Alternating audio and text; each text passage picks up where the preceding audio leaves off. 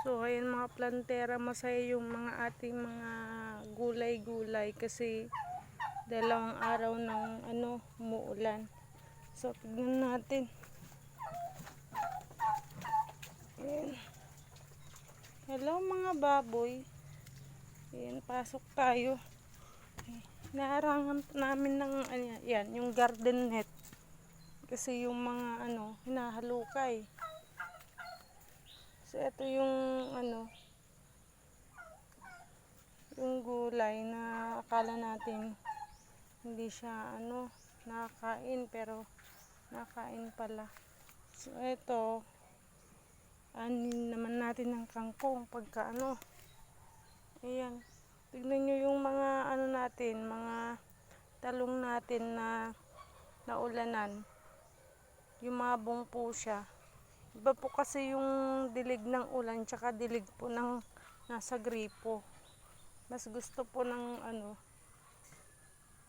ng mga ating gulay kapag direct na ulan. Ayan yung ating mga mayabong rin. Ating mga oregano. As itong itong ating gulay na kalabasa. Nagbunga na rin po ito noon, pero isa lang. So ito, lang siya, namumulaklak. Wala pa siyang bunga mga plantera. Ayan. Tapos, yung ating ampalaya, ayan.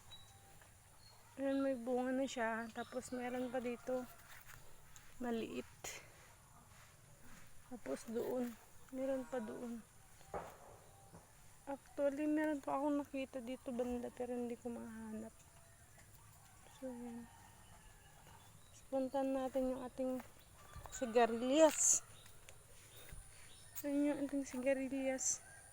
Nakasupot din para pag maglagay tayo ng fertilizer dyan mga plantera ay direct siya. Kasi kahit na ulan, hindi po malalaglag yung ating mga fertilizer.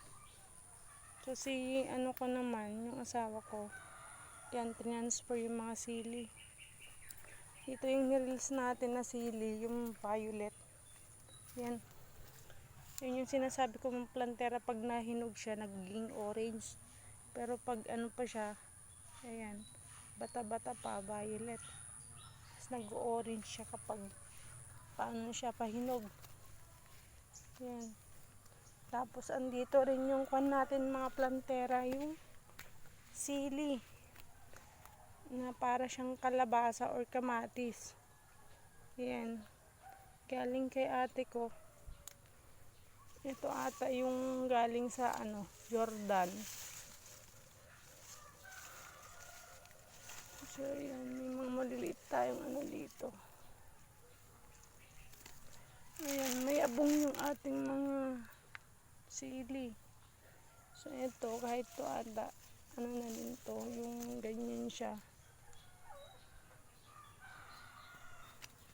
So kahit tong ating dito tayo kumukuha ng pang sahog sa munggo, sardinas, sa ating ayan. Ito yung mga siling labuyo natin na lagi nating pinagkukuhanan. Ayan, tanggalin natin, lagay natin dito. Maraming dito. Ayan, tanggalin natin.